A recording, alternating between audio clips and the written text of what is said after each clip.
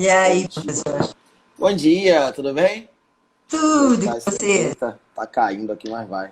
Tudo certinho, tudo tranquilo, Tudo na boa? tudo na boa. Vamos desvendar esse místico assunto aí de ST, né? Na verdade eu sempre falo, né, que todo mundo acha, primeiro que tributário é difícil, então já é um misticismo total, né? Pois E é, depois cara. que eles têm uma aula de CMS com vocês, ele vai acabar dizendo assim, nossa, CMS é isso, é tão fácil assim, e eu Não sempre é, achei que cara. era difícil. Ele só bota medo nas pessoas, CMS não morde, não. Então, sabe o que morde? É o fiscal do CMS, né? Então, só quando o leão tá com fome, né? Exatamente. Ó, vou deixando a galera A entrar, galera, Niel entrando, o pessoal aqui de São Paulo, show Marcelo de lá de bola. Toledo, vamos esperar a galera andar, dar um oizinho aqui. Tá. Muita gente perguntou a respeito Ah, do enfoque da nossa live, né, professor? E ela serve tanto para quem estuda para concursos, como quem trabalha na prática, tá? Porque exatamente. a substituição tributária realmente hoje é a menina dos olhos da Cefaz, né? É a grande cereja do bolo da administração tributária. E aí ela é bem cobrada em concursos públicos e ela também é bem aplicada na prática, né? Então o assunto vai ser abrangido para todo mundo. Quem quiser saber um pouquinho disso aí vai poder Deixa morder. eu até falando assim, o que que acontece? Eu vou te apresentar então, tá? Professor Ah, André é? Fantoni, siga ele lá no Instagram, professor André Fantoni. Professor André Fantoni, se não é o melhor, é um dos melhores professores de ICMS do Brasil. Ah, Ai, mas é verdade. Ele consegue trazer para a parte prática do ICMS para quem advoga, ele ensina para quem está fazendo concurso, para o cara que vai fazer prova da OAB, o cara que está tendo aula de pós-graduação, ele consegue ensinar ICMS com a mesma facilidade, com a mesma prática, né? Até porque vai vou brincando, eu tentar. sempre digo, né? A gente tem que brincar também na hora de ensinar o tributário, né? Falar tudo já Exatamente. é muito sério, né? Já é muito sério. Então, assim, hoje eu tenho um convidado, tô me achando o máximo, porque eu fico só eu sempre Ó, falando, feito uma maluca durante uma hora. Então, fica à assim, hoje, vontade, pode falar à vontade, fica não, hoje, tranquilo. ó, eu só estou fazendo essa introdução, não vou abrir minha boca, por quê? O professor André tem um know-how de CMS, que, além de ser professor, ele tem a visão jurídica, né, e a visão contábil, financeira do CMS, e ele é fiscal do CMS lá no Mato Grosso. Então, assim, é um fiscal que faz o que tem que fazer, mas tem bom senso, Sou fiscal consegue do bem. enxergar, é um fiscal do bem, ele consegue enxergar o contexto do ICMS também de forma do lado do contribuinte também. Ele sabe que existem os dois lados, né? Então, assim, como professor, eu acho, né, professor, que o senhor desenvolveu esse lado, assim, de ver também os dois lados, né? Não, isso é importante, porque a gente, como quando vai dar aula, né? Existe. Muita gente pergunta nas palestras: você é do lado do fisco ou do lado do contribuinte? Cara, eu sou do lado do direito, do que é certo, né? É Uhum. óbvio que eu não estou aqui falando em nome da Secretaria de Fazenda, estou falando em meu nome próprio, mas com a experiência de quem trabalha aqui do lado de fora, com as aulas, e quem está lá dentro, no dia a dia. E é até bom para entender a dificuldade dos contribuintes, a dificuldade dos alunos, que é a mesma, né? E sobre a tributária, as dificuldades são as mesmas. E a gente vai tentar fazer esse bate-bola aí. Né?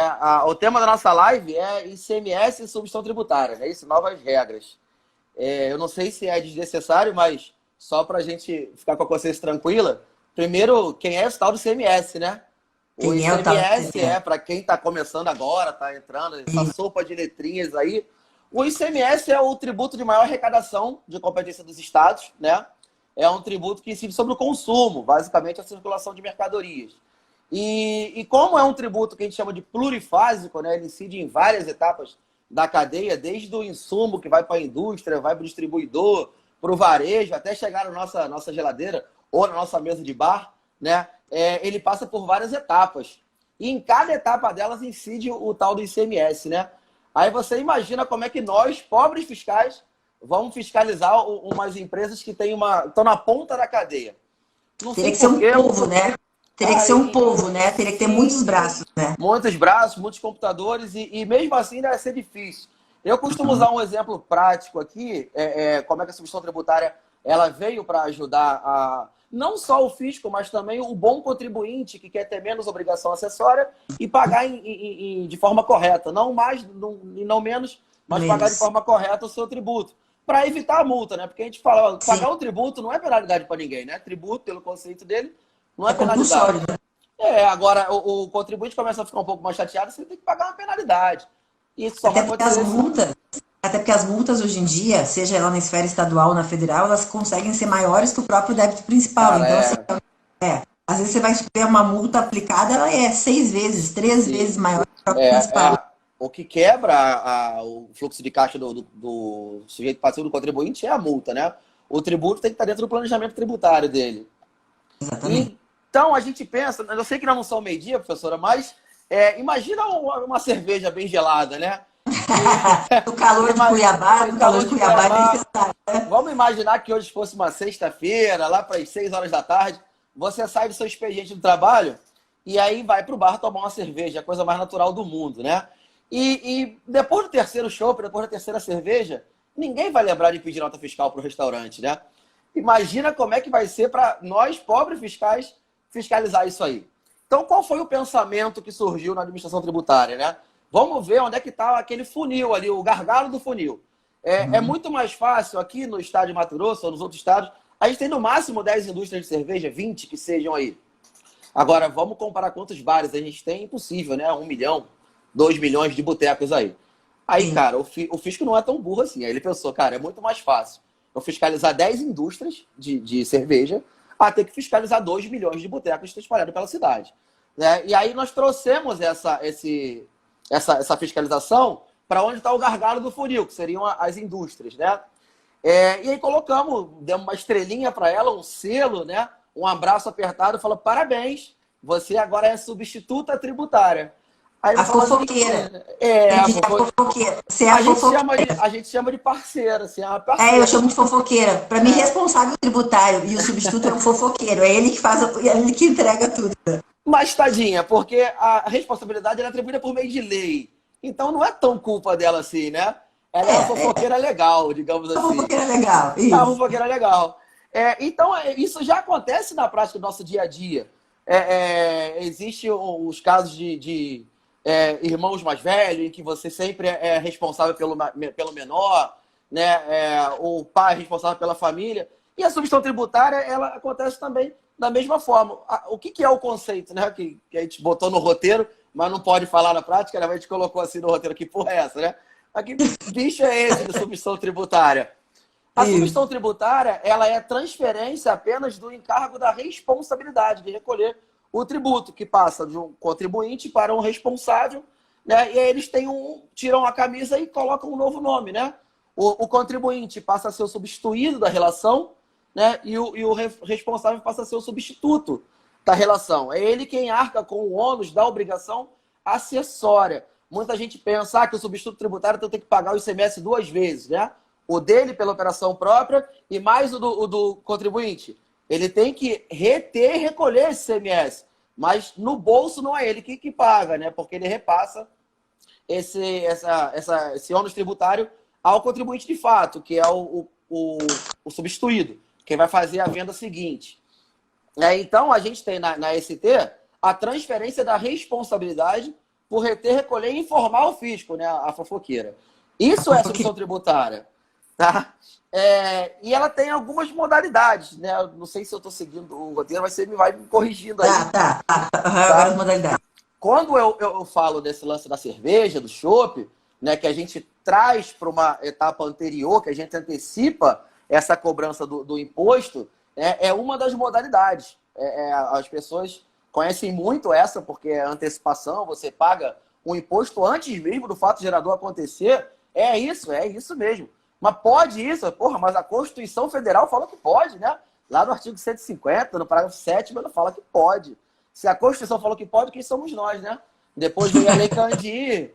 A Lei Candir também prevê essa situação. E hoje a nossa matéria, a nossa legislação mais atualizada, que fala sobre esse T, é o Convênio ICMS 142 de 2018. De 2018. Então, ele trata da substituição tributária. É do CONFAS, esse convênio do CONFAS. Isso. O convênio do CONFAS traz as regras, a forma de atribuir base de cálculo, enfim. Para a gente falar sobre ele, tinha que ser mais 5 lives. Mas... E como é que fica o regulamento dos estados, do ICMS, depois da edição desse convênio? Eles obrigatoriamente tiveram estados a isso? Eu posso falar que hoje, em 2020, sim. Todos os estados, até porque houve aquela confusãozinha da guerra fiscal, aí veio a Lei Complementar 160, que restitui os benefícios fiscais, tentou normalizar essa guerra fiscal. E aí veio um convênio 190 em 2017, e que obrigou os estados, dentro de um critério temporal, que era até dezembro de 2019, a alinhar todas essas regras. Inclusive, os estados já absorveram também aquele recurso especial, extraordinário, né, do Supremo, que permitia o não encerramento da cadeia quando a base de cálculo real fosse diferente da presumida. Tá? É que também vamos falar sobre ela, porque às vezes o contribuinte só quer falar, então agora pode ter restituição. Pode, nós vamos chegar lá. Pode. Mas também pode ter complementação. Tá? Então, eu digo, tem que cuidar que senão tira do pé, né? Tem que calcular primeiro para depois requerer, né? Tem que saber. Tem que saber se você, naquele período inteiro, teve mais débito ou crédito para não dar esse tiro no pé. Esse é o planejamento tributário que as empresas fazem, que deve contratar a professora Letícia, que é excelência para fazer isso aí, né? Porque a gente vai analisar ponto a ponto. Assim, lembra o seguinte, o Estado nunca vai dar nada de graça para ninguém. Então, se você for pedir a restituição de algum tributo, ele vai fazer de tudo para achar alguma coisa que não deva te dar, para fazer no mínimo uma Eu até digo assim, né? Você vai cutucar a onça com a vara curta, porque se você quer crédito, você tem que. Eles vão verificar teu débito. O mesmo comparativo bem simples de entender é assim, ó, igual o pessoal no imposto de renda, a pessoa física, vai lá e bota um monte de recibo de médico, né? Para poder conseguir restituição no imposto de renda. Ai, escola do filho, um monte. Mas esquece que o fisco vai verificar toda a sua receita. Então, assim, mexeu com o fisco, pede restituição, ainda que seja devido pela substituição, toma cuidado. Porque tem que verificar qual é realmente o que você faturou, que você tem que realmente pagar. Que você tem um saldo credor. Exatamente. Acho que tem uma pergunta aqui, o Breno aí, ó, falou, sumiu para mim. Você consegue ler o que o Breno falou aí? O Breno é professor também de... Ô, Breno, participa com a gente aí também, professor também de legislação tributária. Em Minas, nós temos a questão denominada definitividade da base de cálculo. Ah, sim, mas esse regime, Breno, se não me engano, ele é optativo, não? Você, se quiser... Como é que é? Para mim não apareceu aqui, professor. Como é que ele perguntou? O Breno é define.breno, se não me engano, né? Tá sumindo aqui. Em Minas, nós temos essa questão, denominada definitividade da base de cálculo, que é quando você opta pelo encerramento de cadeia, né? Salvo engano, isso deve ser optativo pelo contribuinte, né? Pelo menos nos estados que eu vi, é optativo, então beleza. Pelos estados que eu vi, o que acontece? Você tem a opção de seguir, que a gente chama aqui de ST Brasil, que são as regras do convênio 142, ou você pode optar por ter o encerramento de cadeia ainda, mas isso tem que ser voluntário do próprio contribuinte. Tá? Mas nós vamos chegar lá. Só para ficar didático, vou falar das modalidades. Vou começar pelas mais fáceis, né? A primeira modalidade de substituição tributária que a gente tem é chamada de ST para trás, ou para ST regressiva, que é o diferimento. Né? Eu pratico o fato gerador, mas eu não preciso pagar o imposto nesse momento. Esse imposto fica diferido, ou seja, fica postergado para uma etapa seguinte. É o caso das cooperativas, né? Do produtor rural que vende para a cooperativa, o ICMS é recolhido pela cooperativa na saída final. E no caso dos produtos do agronegócio, né? Eu vou vender um boi, né? Eu sou fazendeiro, vender um boi para o frigorífico, e aí ocorre o fato gerador na saída do boi da fazenda, mas o ICMS ele fica postergado, fica diferido para a saída daquela picanha suculenta embalada lá do frigorífico. Para acompanhar aquela cerveja gelada. Caralho, ó. Tá vendo? A substituição tributária casa, tanto na operação para trás como para frente. Para frente. Um churrasco, por exemplo, a gente tem um exemplo clássico de ST para frente e para trás. Né? A ST para frente, que seria o caso da cerveja, a ST para trás seria o caso da picanha. Então a gente tem uma riqueza de detalhes aí no churrasco simples aí. Tá? Ou seja, o cara tá comendo churrasco e tá metido no ST sem saber, né? Inclusive, se quiser saber mais sobre substituição tributária, é só fazer um churrasco, convidar a gente, né, professora? Exatamente. A gente vai lá e mostra na prática como é que funciona esse negócio aí. Eu acho que, inclusive, cabe fazer nesse churrasco, pegar as notas fiscais todas, né? A gente abre ali a base do consumidor final, né? A gente faz essa análise, faz uma pré-aula do churrasco. Já vê se tem restituição ou complementar. Então, essa primeira modalidade, que é chamada de diferimento, ela acontece basicamente 100% dos casos quando eu estou trabalhando com produtos agropecuários. Porque é aquele mesmo pensamento, né? É mais fácil fiscalizar lá 200, 300 mil fazendas de gado ou menos de frigoríficos que eu tenho no meu estado. Então, é mais fácil o fisco né, ir dos frigoríficos a ter que ir nas fazendas, lá contar. Principalmente essa parte do agro, a exemplo do Mato Grosso, essas cooperativas, né? Tipo aquele pequeno agricultor, todo mundo manda lá para aquele silo que centraliza tudo, né? Então, realmente, Sim. você já sabe qual é o silo que guarda o soja, sabe quem é que vai vender, sabe quem é a trade que faz a venda, sabe tudo, né? Exatamente, exatamente. A cadeia já está toda certinha lá. Hoje, com documentos eletrônicos, né, fica muito mais fácil de você ter a rastreabilidade das operações. Isso é bom para todo mundo. É bom para todo mundo, até para o contribuinte. Deixa eu até fazer uma pergunta. Em relação a esse agricultor, isso se aplica tanto para o agricultor que é pessoa física, quanto para aquele que já se transformou numa pessoa jurídica? A substituição Sim, para ele é sim, da mesma forma? Esse sim, diferimento sim. acontece da mesma forma? Sim, Tá. porque a gente tem o diferimento para o produto, né? E a Não gente é tem para, três. não é para... Tá. A gente tem duas formas. Até eu posso atribuir a condição de ST para algum contribuinte específico. Mas aí isso acontece geralmente na ST progressiva, na antecipação. Na ST Tá. regressiva, que é o diferimento, a gente usa por produto. Então, aquele produto operou com gado, com soja, com milho, com algodão, elas são sujeitas ao diferimento. Fica postergado. Porque esses produtos, 100% deles, eles vão para a industrialização, né? É muito Sim. difícil de você vender algodão para o cara, eu quero guardar Sim. algodão dentro de casa. Não é. Vai virar Sim. camiseta, né? Ou vai ser exportado, enfim. Mas ele vai passar por um processo de transformação e no beneficiamento. Tá? Então, esse caso de diferimento é um caso muito simples, porque ocorre fato gerador. Aí eu vou dar uma dica para os nossos amigos concurseiros e para quem recebeu algum auto de infração. Gente, o fato gerador do ICMS ocorre no mesmo momento em que há a saída da mercadoria, de acordo com o artigo 3º lá da nossa Lei Candir. Saída de mercadoria ocorre fato gerador. O que fica postergado, o que fica diferido, é o momento do lançamento do fisco ou o recolhimento do imposto. Mas o fato gerador ocorreu lá atrás. Então, se houver uma quebra de cadeia, o imposto tem que ser calculado desde a saída originária lá do primeiro substituído, né, do produtor rural. Tá bom? O momento não altera. Se fosse pensar até para fins de lançamento de lançamento complementar de auto de infração, no caso desse contribuinte que fez o diferimento, o fato gerador aconteceu ali na saída. Diferiu, automaticamente ele teve que declarar, constituir o crédito tributário, que é o lançamento por homologação, e ele não tem, é diferente do resto, não tem como não fazer o pagamento, né? Tipo, ele vai ter a retenção de qualquer forma. Então, assim, lançamento suplementar seria difícil acontecer, ou porque ele declarou errado nessa saída? Não, no diferimento só teria o suplementar se ele tivesse cometido alguma infração. Porque Ele lá declarou a a gente menos. porque a gente tem a base de cálculo, né? Ele sabe por quanto ele vendeu o produto. Tá. É mais fácil o diferimento justamente por isso. Um dos grandes problemas da substituição tributária que eu vejo é quando a gente tem que arbitrar essa base de cálculo na antecipação. Né? Que o fato gerador presumido nem ocorreu ainda e eu tenho que ter um valor.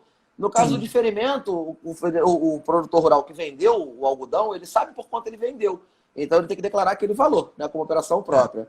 Aí só vai ter um complementar se realmente ele fizer merda. Eu não quero declarar tudo, vou fazer Então, meia nota e tal. Aí a gente tem que sai um caminhão com algodão por aqui, outro caminhão por algodão por aqui.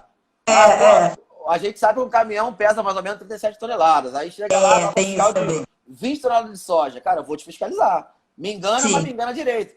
Se cabe 37, coloca 40, que eu não vou desconfiar. Agora, se cabe 37, tu fez nota de 20, a gente também gosta de ser enganado, mas bem enganado. Se for mal enganado, a gente vai correr atrás. Tá? Bom senso, né? Então, essa primeira modalidade é muito tranquila, funciona mais para o agronegócio. A segunda modalidade também é muito rapidinha, que é chamada das operações concomitantes. Elas só existem no único caso. Muita gente, às vezes, deixa passar batido, que é no caso da contratação do serviço de transporte. A gente sabe que o frete intermunicipal e interestadual também são fatos geradores do ICMS. E aí, nesses casos em que eu vendo um produto e eu contrato uma transportadora ou um autônomo para pegar aqui e levar lá para o meu cliente, vai ter o ICMS também sobre esse frete. Né? E se essa transportadora não for inscrita no meu estado, do estado do remetente, ou se for um transportador autônomo, você vai lá e pega um carreteiro e paga ele, ele não vai emitir o conhecimento de transporte eletrônico. E aí, como é que o fisco vai cobrar ICMS sobre o frete? Aí o fisco atribui a condição de substituto tributário a você, que é o tomador do serviço. E a gente fala que acontece concomitante, que na mesma hora que o serviço é prestado, né, o fato gerador do ICMS sobre o frete é no momento do início do transporte, também é o momento que tem que recolher o imposto pelo Ou substituto que seja, vai ser o tomador. eu atendi uma empresa de transporte que eles tinham de São Paulo até o norte, assim. E eles tinham muito por hábito, inclusive, saía daqui e para economia de pneu, de tudo, eles deixavam os cavalinhos espalhados, né, em cada estado. Então ia até um pedaço, saía a carroceria daqui, juntava no cavalinho. Então acabava passando por diversos estados. Realmente, como é que cada um desses estados ia fiscalizar isso? Não tem como, né? Exatamente. Aí quem recolhe é o primeiro, por substituição tributária, Primeiro, para toda a cadeia. da Nesse cadeia. caso, até, professora, ainda bem que você tocou nesse assunto, é a só que se distinguir, né? O transbordo do redespacho. Se esse serviço for prestado pela mesma pessoa jurídica, a mesma transportadora, isso é só um transbordo. E aí não Tá. ocorre novo fato gerador de ICMS, né? Agora, se ele transborda, se ele transfere essa etapa do serviço, né? Quem vai fazer esse estar aqui é uma outra transportadora, aí já é um redespacho. Aí eu tenho um novo fato gerador Novo do faturador. ICMS. Tá. Tá? E aí a nossa cereja do bolo, que é a substituição tributária progressiva, que a gente chama para frente, que é no caso da antecipação do tributo, aí essa sim o bicho pega um pouquinho. Né? Nesse caso é o caso da cerveja, é o caso do cigarro. Aí o fisco pensou dessa forma, cara, não tem como fiscalizar cada padaria, cada boteco que vende cigarro, cada camelô que está no carnaval. Imagina o carnaval do Rio, aquele bloco lá no meio de Bola Preta, 2 milhões de foliões, e eu no meio lá. Tal, porra, Você com o colete de fiscal. Não, tira o colete. não, eu tiro o colete, eu vou fantasiado de Branca de Neve, para ninguém me reconhecer. Aí é o serviço de inteligência da Cefaz, né? Exatamente.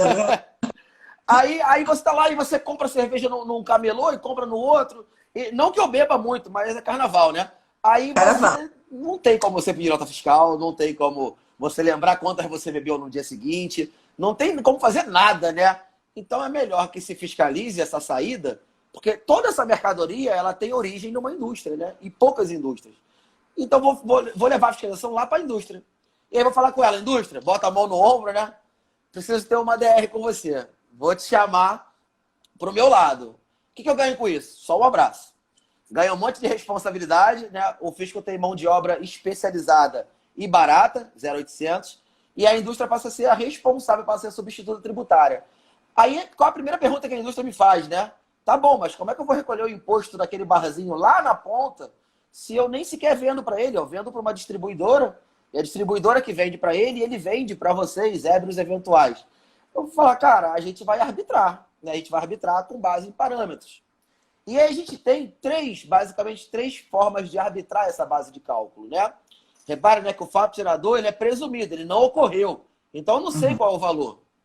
Via de regra, existe um negócio chamado PMPF, que é o preço médio ao consumidor final. Né? Esse preço ele é arbitrado em publicações, em portarias específicas.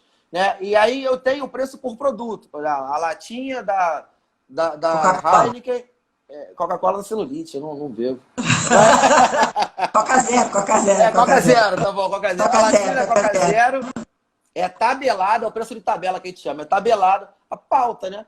É tabelada como pauta comercial, não pauta fiscal. É tabelada como a 1,50.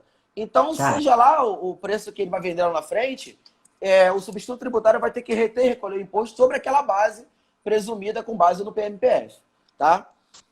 Eu também posso ter a pauta fiscal, que é PMC, Preço Máximo ao Consumidor. Essa já é estabelecida pelo órgão público, pelo fisco mesmo.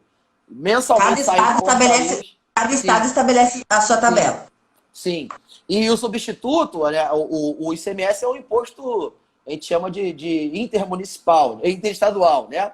Então, a gente tem que tomar muito cuidado quando um contribuinte é credenciado como substituto, porque ele pode estar em São Paulo, né, professora, e mandar uma mercadoria aqui para o Mato Grosso, e ele vai ter que observar as regras de quem? Daqui de Mato Grosso. Então, ele, quando é substituto tributário, ele possivelmente possa ter que observar 27 legislações diferentes, se ele mandar para os 27 estados da federação. Então, ele vai fazer essa retenção, a substituição, conforme o regulamento do estado para onde ele está mandando a mercadoria. Do destino. Ele tem lá, por exemplo, tem essas fábricas de cerveja, aqui eu moro em Itupeva, tem várias fábricas de cerveja por aqui, né? Então, essas fábricas todas que estão aqui no município de Itupeva, automaticamente, se for mandar para o Mato Grosso, automaticamente vai ter que observar o regulamento do Mato Grosso. Porque ela tem que saber como é que é composta a base de cálculo daquele produto no estado, no destino, né? Porque, né, lembrando o conceito, o que é ICMS substituição tributária? é a transferência do encargo, ou seja, ele vai trabalhar para o Mato Grosso, vai recolher o imposto para o Mato Grosso. Então, eu tenho que saber quanto que o Mato Grosso cobra. E, basicamente, saber a alíquota daquele produto, né? Dentro do estado de destino. Então, a gente até tem a possibilidade desse contribuinte ele se credenciar no estado de destino e ele recebe uma inscrição estadual de substituto tributário do estado de destino. A grande vantagem de receber essa inscrição estadual é que ele não precisa apurar o ICMS carga a carga. Porque a regra é, o fato gerador do ICMS ocorre, da substituição tributária ocorre na entrada do estado do destinatário ou do estabelecimento. Então, imagina, cada mercadoria que ele mandar, sobre cada nota fiscal que ele emitir, ele tem que mandar um DAR ou uma GNRE com o recolhimento do imposto. Aí passa no posto fiscal, a gente verifica se está ok, se não tiver ok, multa na hora. Aliás, manda uma cartinha de amor lá, pedagógica, fala, oi, você errou, eu sei que não foi de propósito, mas para não repetir mais o erro, tem penalidade. É uma multa pedagógica, praticamente. Uma multa pegada no bolso, nada pedagógico. Deixa eu só fazer uma pergunta. Essa alíquota, na hora de fazer, já que ele vai contribuir, já que ele vai ser, o senhor dele vai ser o Mato Grosso, ele está aqui no estado de São Paulo, eu penso em DIFAL nesse sentido, eu vou usar a alíquota de diferencial ou não? Como é que funciona essa alíquota daí? A gente pode ter o DIFAL também, substituição tributária, que é no caso dele remeter para o consumidor final, se ele é contribuinte ou não. Tá. Então, assim, né, lembrando lá, com base no convênio, a substituição tributária é baseada em produtos. Então, se aquele produto ele é sujeito à substituição tributária no estado de destino, vai ter ST. Aí, se for, né, para venda, comércio ou industrialização, aí eu não tenho DIFAL, eu tenho o ICMS-ST antecipado, né, que vai encerrar a cadeira na frente ou não. E se for para uso e consumo do consumidor final, aí eu vou ter o ICMS-ST DIFAL, tá? É uma outra metodologia de cálculo, mas tem sim. Tem as duas formas hoje em dia, tá? E aí, nesse caso, o contribuinte, quando ele é credenciado no estado de destino, é a maravilha, porque ele recebe a extinção de substituto tributário e ele pode fazer a apuração por conta gráfica, que a gente chama pelo regime normal, débito e crédito ao final do mês. Então, ele faz a apuração, ao final do mês ele recolhe para o estado o valor do ICMS devido. Né? Isso otimiza muito o fluxo de caixa dele, que ele não precisa pagar por mercadoria, e isso dá margem a ele retificar algum equívoco que ele possa ter cometido, né? Com relação operacionalmente fica muito mais fácil, né? Sim, operacionalmente. O Breno está perguntando em consumidor final contribuinte correto. Sim, a gente só vai ter o cálculo do ICMS-ST DIFAL com aquele ICMS por dentro, né, que você está perguntando, quando o consumidor final é contribuinte.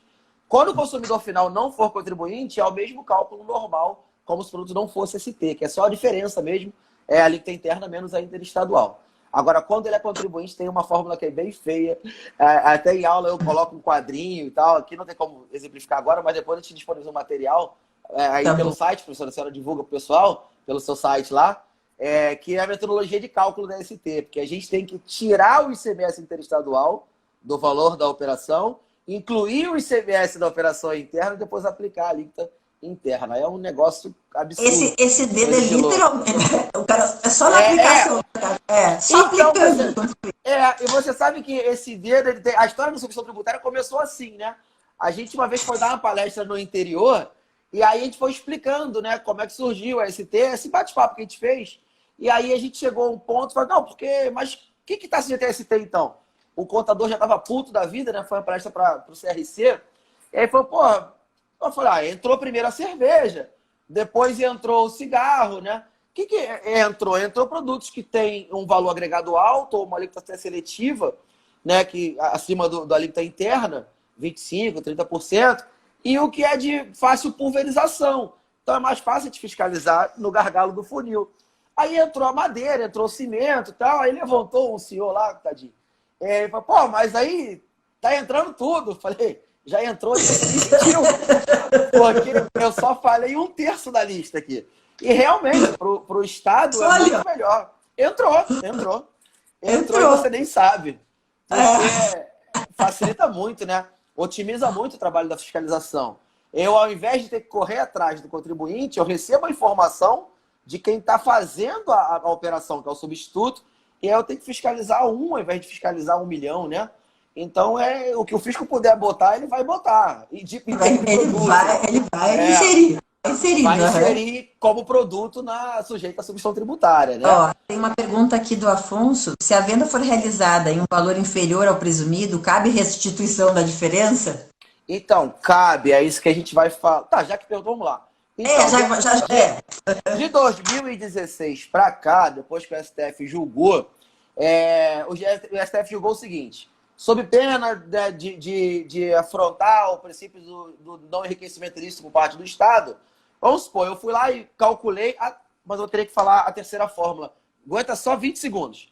A terceira fórmula de arbitrar base de cálculo é com base nessa MVA. É isso que ele vai estar perguntando, né? É uma margem de valor agregado, que cada estado também estabelece a sua. Então, aqui no estado, por exemplo, a MVA para chopp é 70%. Então, se eu comprar cerveja da Heineken aí de São Paulo, professor, e ela vier para cá, a fábrica da Heineken vai ter que calcular o ICMS-ST para Mato Grosso. Grande professor Márcio Antônio Rocha, meu baiano preferido, professor de Direito Tributário também. Seja muito bem-vindo, mestre. Cara, sabe tudo também, professora. Professor Márcio Antônio na área.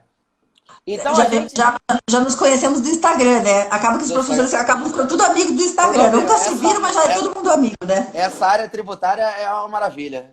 Eu só tô suspeito para falar. Eu diria que é a melhor, né? É a melhor. Com certeza. Sem dúvida nenhuma, é a melhor. E aí, essa margem de valor agregado seria o quê? Uma presunção de lucro que o fisco atribui àquela mercadoria. Então, a fábrica da Heineken vai fazer o seguinte procedimento. Eu vendo por R$1.000 a minha cerveja. Aí, a MVA atribuída àquele produto é de 70%. Então, eu vou presumir que aquele contribuinte substituído lá no estado de Mato Grosso vai vender essa Heineken que ele comprou por mim de 1.000 por 1.700. Então, eu calculo o quê? A alíquota interna da cerveja sobre 1.700, que é uma base presumida, certo? Aí eu vou entrar na resposta do aluno. Mas aquela cerveja está em promoção. Ele não vendeu por 1.700. Ele vendeu por 1.500. Ele vende por quanto ele quiser. Né? Inclusive, quanto mais barato vender, mais eu vou comprar. Não tem problema com relação a isso. Encalhar não vai. E aí, no caso, ele pagou o imposto, por quê? Apesar de ser retido e recolhido pelo substituto, pela fábrica da Heineken, quem sente o ônus, né? A gente chama de repercussão tributária, quem sente essa repercussão tributária é o contribuinte substituído, né? E aí ele vai pagar o ICMS sobre 1.700, que é a base de cálculo sobre aplicado a MVA, margem de lucro. Eu queria uma caneca dessa também. Tá? Eu vou te mandar uma caneca. Então tá bom, porque a minha é do baixo, aí tem muita gente que não gosta dessa, tá vendo? Mas daí tem que tirar foto com a minha caneca, assim, aí postar. Eu tiro. Tá bom. Aí ele falou, cara, mas eu paguei imposto sobre 1.700 e, na verdade, eu vendi por 1.500. Eu paguei por uma base superior à que eu utilizei de fato. Aí isso foi para o Supremo, isso ficou rolando por uns 4, 5 anos, até que foi rápido, né? E o Supremo decidiu, olha, realmente, o Estado não pode reter um imposto sobre um valor maior do que o praticado na realidade. Né? O princípio da livre iniciativa, do comércio, ele vende por quanto ele quiser e ele tem que pagar o imposto sobre o valor real, sobre o lucro real dele. Comprou por 1.000, vendeu por 1.500, ele vai pagar sobre a MVA, sobre o valor agregado. Aí o STF decidiu que sim, que podia. O que acontece? Os contribuintes começaram a entrar com um monte de recursos. Surgiram várias teses tributárias de alguns advogados, tributaristas e tal. Vamos recuperar esse tributo e tal.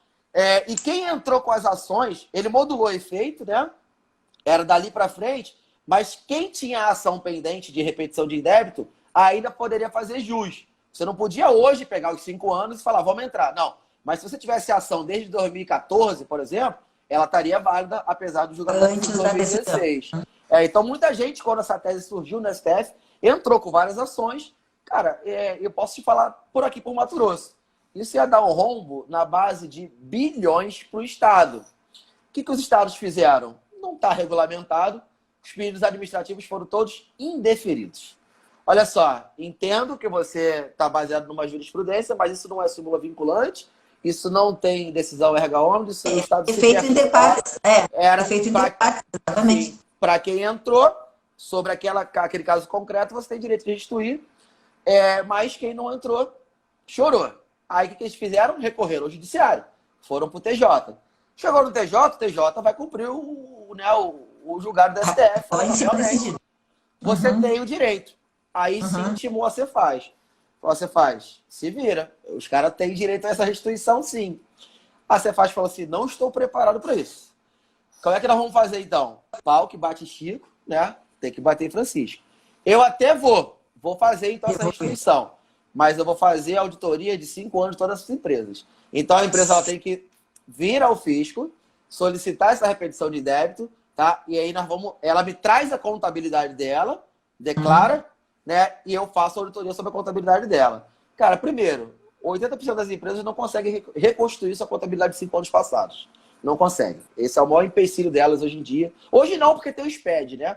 Mas imagina isso há 5 anos atrás. Quando era papel mesmo, né? Era muito complicado. Porque é o seguinte, a gente tinha que fazer sobre todo o prazo decadencial. Não é assim, não, só quero pedir do último ano. Mas não é você que escolhe. Já que nós vamos fazer tudo. Mas tem lógica. Se o fisco pode rever os últimos 5 anos, por que ele vai rever ele vai ver a média de tudo, claro. Vamos ver, então, quais as situações em que você teve um lucro acima do que a gente presumiu de base de cálculo e vamos ver o que você teve de prejuízo e a gente vai fazer um encontro de contas e aí fica justo para todo mundo. Tá bom? Tá bom. Eu não conheço ninguém aqui no estado de Mato Grosso que conseguiu restituir esse termo. Ninguém. Pode ter. Se tiver alguém me ouvindo aí, pode falar aí se eu estiver enganado, pode falar aqui na nossa live, mas que eu tenha conhecimento, ninguém. Isso até 2018, 2019. Aí o que aconteceu? Em 2019, os estados viram que isso era uma guerra perdida. Né? Que, de fato, a gente tem que seguir o STF, que, de fato, é a justiça fiscal, que a gente também não tem que olhar só para o lado arrecadatório. E aí os estados começaram a incluir isso na sua legislação interna, no ordenamento jurídico. E aí eu te falo que hoje, em 2020, essa previsão ela é em 100% dos estados. Ó, lá em Minas também não. Tá vendo, Albrão?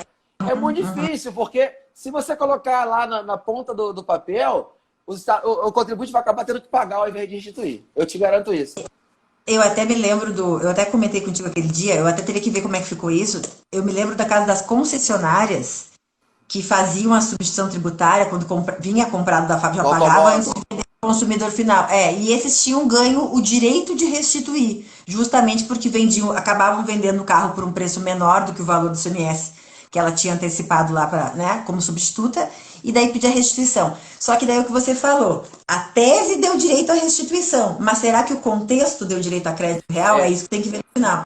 Exatamente, tem que ver se, no frigir dos ovos, contando todas as operações, porque a concessionária ela vende peça também é ST. Será que ela não compra uma porquinha por 20 centavos e vende por 10 reais? Né? E o volume de peças que ela vende, né? Quando ela faz revisão nos nossos carros, elas aplicam peças também. Então, que daí o que você falou, né? Sendo justo, né? Para todo mundo. Vendo assim, quando a gente está como advogado do contribuinte, a gente não quer nem saber, a gente não quer enxergar o outro lado. Buscar um do direito dele, mas a gente quer buscar o dever também dele. Aonde é que está a brecha para poder conseguir o crédito. Mas é o que você falou. Eu só olhar para aquilo ali que eu vendi o carro, que era devolução, mas não vejo todas as outras ST. Então, como é que faz? Então, assim, o advogado também tem que ter bom senso nesse sentido, né? Você falando assim como fiscal, mas agora eu falo como advogado. Eu digo assim, eu falo muito para os meus alunos que a gente como advogado tem responsabilidade. A gente não pode apresentar uma tese que possa apresentar um risco para o cliente e ainda ele entra com uma ação como essa na justiça, se não for um mandado de segurança que não vai ter sucumbência, se ele entrou com uma ação declaratória, com uma ação anulatória, para anular ter uma condenação, tem uma sucumbência em cima. Então, além do cara não restituir, ele ainda vai tomar uma porrada na cabeça de sucumbência. Então, calma, vamos analisar. Senta com o contador da empresa, conversa, vê a contabilidade como um todo, para ver se realmente esse crédito é real. Exatamente com base no que o senhor está falando, né? Eu também. Eu sou até suspeito para falar, eu não tenho formação em direito, né? Eu sou economista, mas eu tenho um amor, uma paixão muito grande por vocês. Eu acho que o advogado tributarista, por lidar com vocês no dia a dia, ele é protagonista, assim, das histórias. O advogado, ele pode tanto recuperar e colocar a empresa ali em cima, como ele pode fechar também. Pode fechar a empresa. Se ele passar uma tese furada, e o empresário ele não sabe, ele vai acreditar no profissional que ele contrata, né?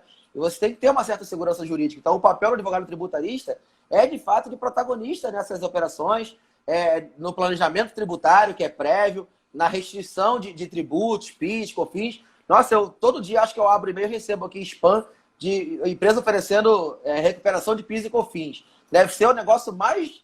A Receita Federal não deve nem dar para PIS e COFINS parar para todo mundo. Tanta gente que recupera PIS e COFINS. Ninguém paga mais PIS e COFINS. Ninguém, você deve trabalhar e receber do Estado, pô, só pode ser. Então eu admiro demais vocês, tenho muito carinho. E tem alguns amigos que eu fiz. Eu fui jogador de processo aqui por 3 anos, né? Em Mato Grosso. E eu indeferi muitos processos que não tinham cabimento, se não tinha matéria, eu tinha que indeferir. E depois eu discuti com o advogado, ele entendia o meu lado. E a gente virava amigo, tomava até chopp. E o contrário também, né? Já errei algumas vezes e revi a minha posição, porque a gente que está do lado de cá do computador, te fala assim, né? Eu analiso as operações escrituradas, o SPED, o que tem contabilizado, os dados que estão nos autos. Mas o advogado e o contabilista, eles têm essa função de mostrar também o lado operacional, de como ocorre na prática a situação e, às vezes, provar por impossível que aquele fato tirado tenha ocorrido ou não.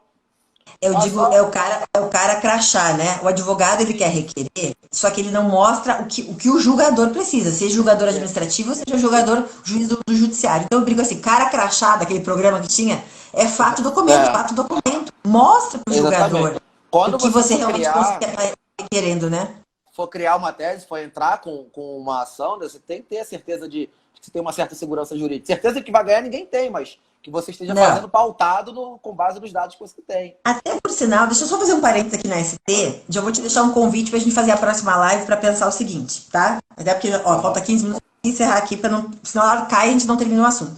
Vou te fazer um convite pra gente pensar num outro assunto, que é o seguinte. E agora você falou de PIS e COFINS. A tese que está bombando é a exclusão do ICMS da base de cálculo do PIS e da COFINS, certo? Então, assim, Supremo já, repercussão geral, não tem como. Maravilha. Qual que é o faturamento, né? Qual que é o problema agora? Quando baixou lá a IN da Receita, o que eles estão dizendo?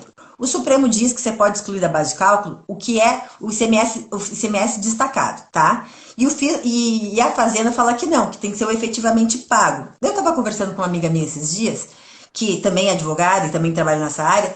Eu, do meu lado, como advogada, e é por isso que eu quero depois a gente pensar fazer uma live nesse sentido, eu, como advogada, eu vou bater que é no destacado, porque é o que o Supremo está dizendo. Ponto. Não quero saber. É assim que ele está decidindo. Só que ela me fez uma reflexão e disse assim, Letícia, tudo bem, é o destacado, mas e a cadeia toda? Quem disse que esse destacado ele já não aplicou de outra forma? Quem disse que isso aí realmente é crédito? Eu falei, poxa, eu fico pensando como cabeça de advogado que quer defender o contribuinte e não pensei justamente na cadeia. Quem disse que o destacado ele já não aproveitou de outra forma? Ou seja, eu vou aproveitar 2 vezes, o destacado já aproveitei em outra cadeia? Então vamos pensar numa live para trabalhar com esse destacado aí? Isso aí, os fiscos federais usam a visão sistêmica, né? Nunca o ICMS destacado é o valor do ICMS pago. Nunca é, porque o ICMS é um imposto não cumulativo. Né? E a gente tem vários benefícios fiscais. O estado de Mato Grosso, por exemplo, os atacadistas eles têm um crédito otorgado de 22%. Aliás, deixa eu só fazer um parênteses aqui.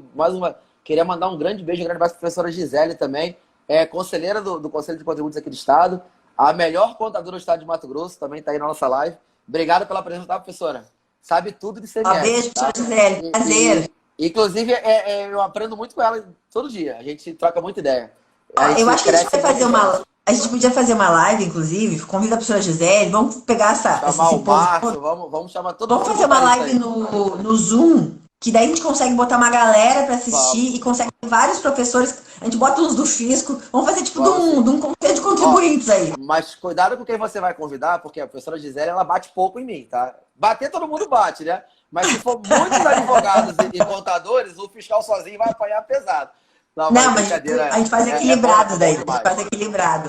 Então, professora Gisele, já tem um convite, viu, professora Gisele? Vamos conversar aí nas internas, eu, o Antônio e você. Vamos ver mais uma galera aí, vamos montar então, galera. Quem quiser concordar, dá o ok. Fica perfeito, porque ela é contadora e ela tá na prática no dia a dia do ICMS. Cara, fica show de bola. Tá? Então, só para fechar esse assunto, essa pergunta do contribuinte aí, do aluno, né? Existe sim hoje a previsão da restituição. Inclusive, a gente tem uma situação, um caso bem específico, até discuti ontem, né, com a professora Gisele sobre isso, de quando o contribuinte, olha só a situação, professora, ele recebe a mercadoria aqui no estado, será um prazer, a professora Gisele aceitou.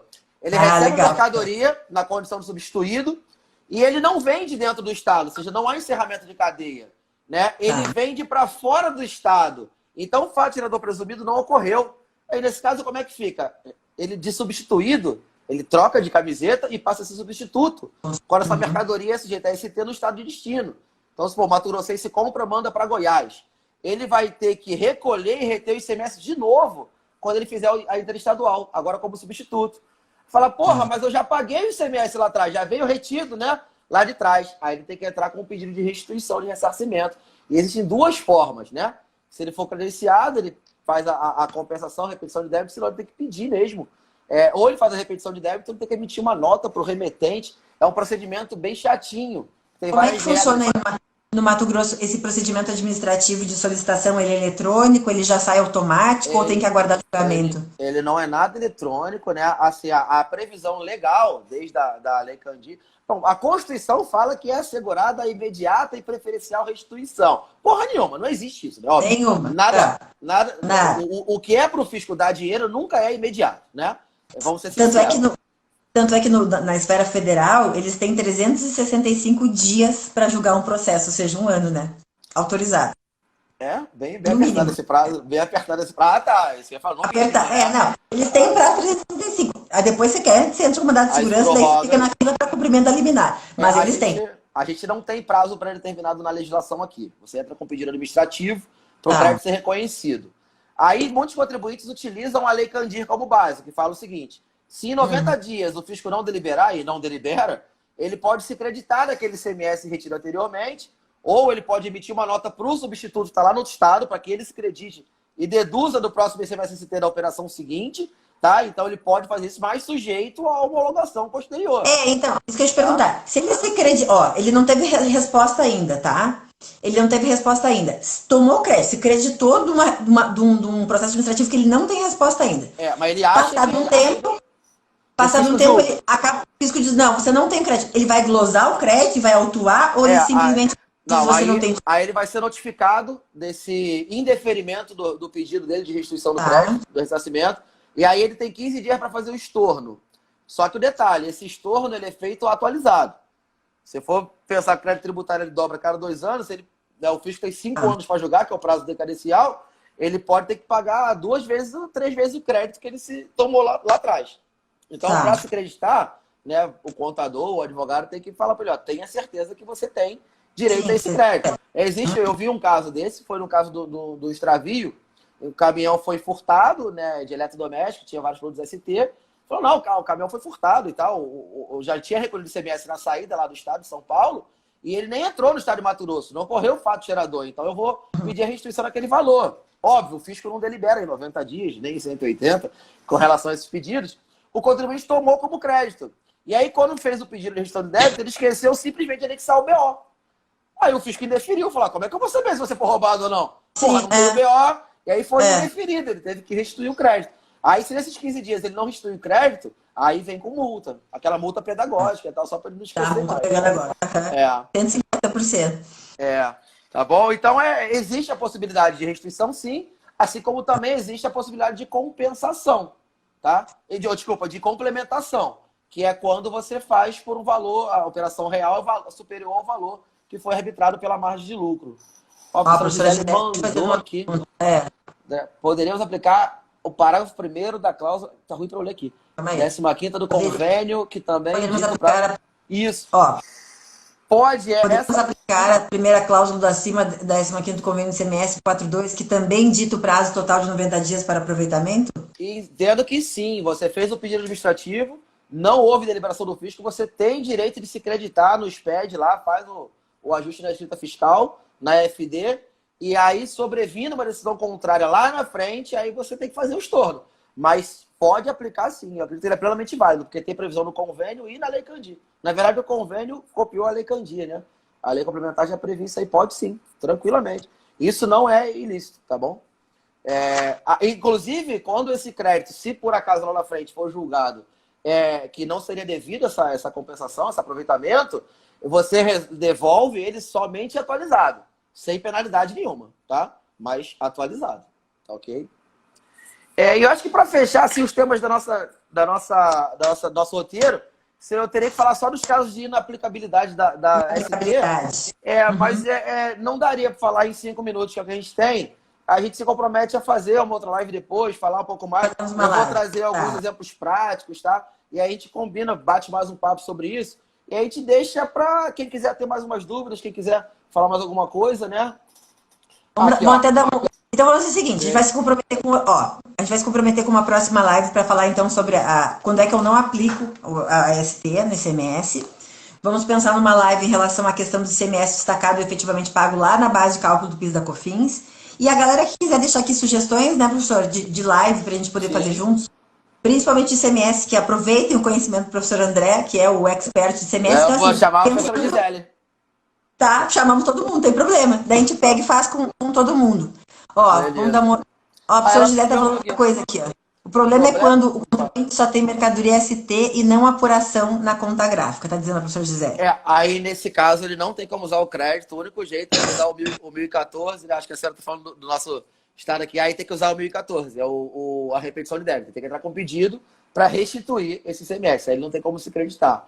Nesse caso o contribuinte não tem como usar todas as previsões, né, de restituição e ressarcimento. Aí, nesse caso dele só operar com a ST, de ele não ter a conta gráfica aqui no estado, ele tem que usar o 1014. É o artigo do regulamento.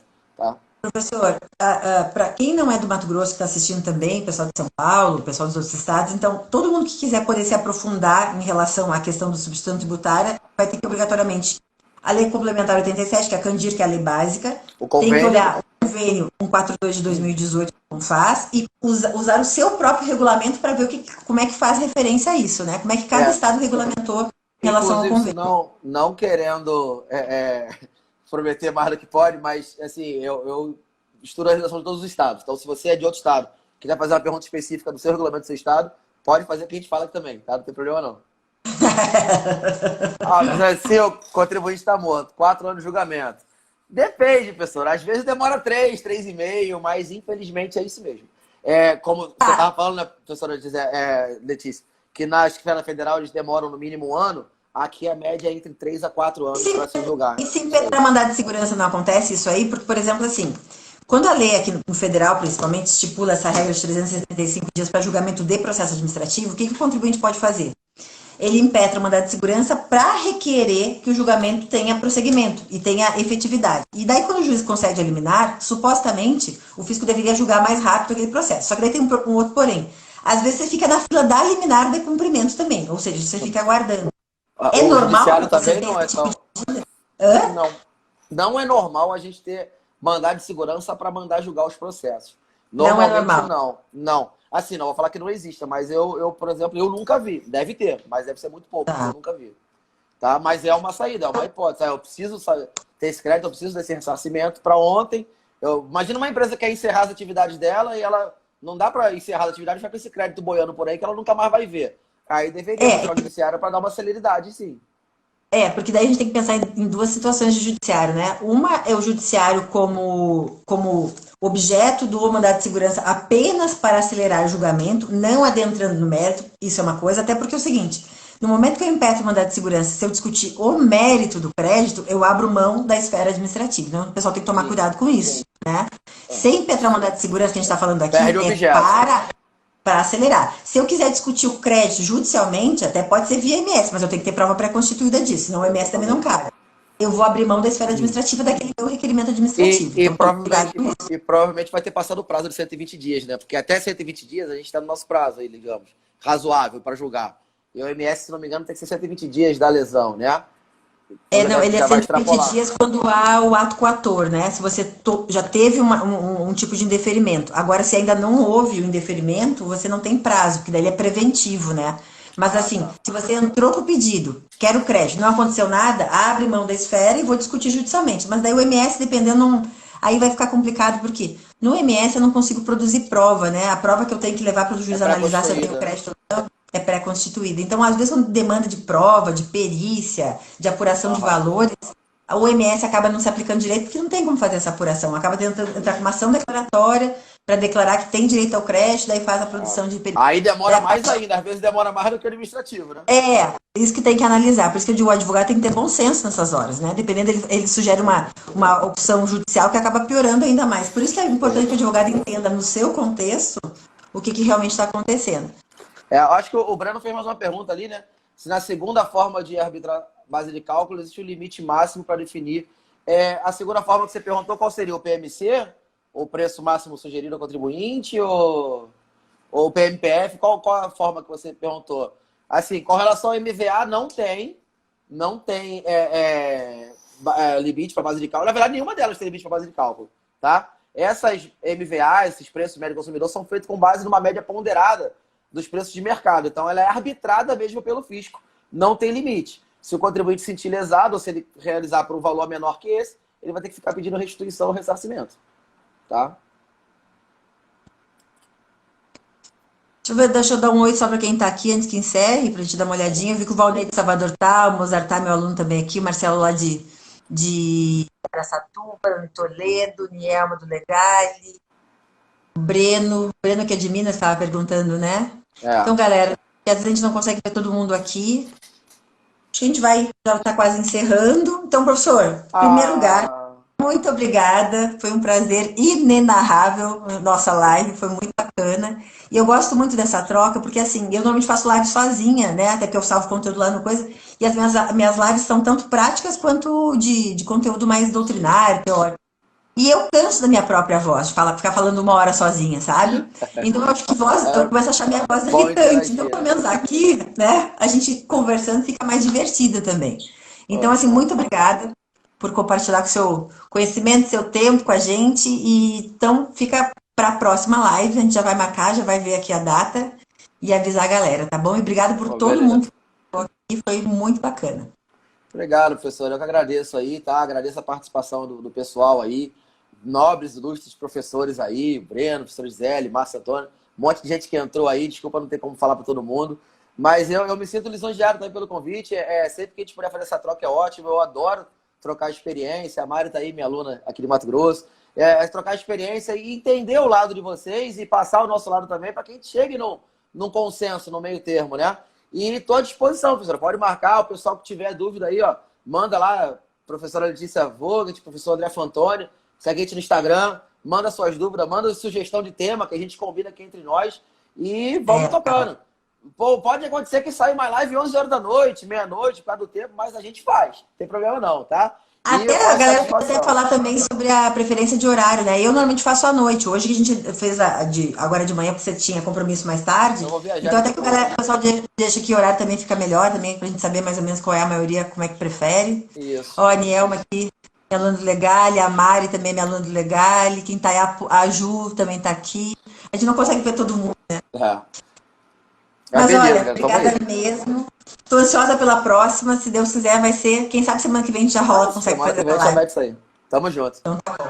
Pessoal, obrigado pelo carinho. Obrigado a todos aí. Abraço, tamo junto. Até a próxima. Até a próxima. Beijo, obrigada, galera. Tchau, tchau. Até a próxima. Tchau.